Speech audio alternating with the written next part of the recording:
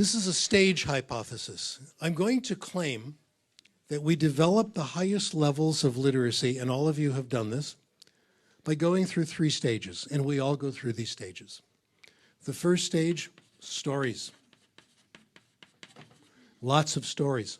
This happens in second language when you take a really good second language class that's filled with stories, and it happens to children in their first language when they hear lots of stories at home and at school.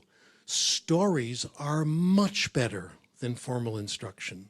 Those of you who have the time, take a look at the charts I have there. This is from my colleague Sian Lee and her students in Taiwan, where they've looked at the structure of stories read to children in classes in Taiwan studying English, and they've compared them to the complexity of the textbook.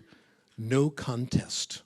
The stories are far richer, more vocabulary in comprehensible context, and in other studies, far more grammatical structures. Stories have far more and more exciting language in it than any textbook.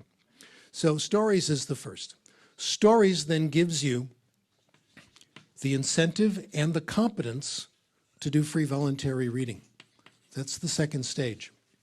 You hear stories, you're exposed to the language, the written language, the language of books, and the books become more comprehensible. They also get you excited.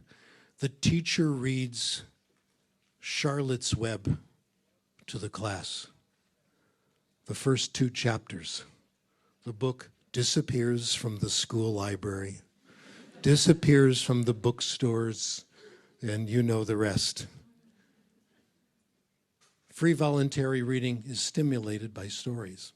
Free voluntary reading is a stage successful readers have gone through, and it develops the competence to bring you to the third stage. Heavy, tough academic reading, specialized reading, which could be an academic subject, it could be a special trade subject. Specialized reading. Free voluntary reading, reading for pleasure, is the bridge. It's the missing link.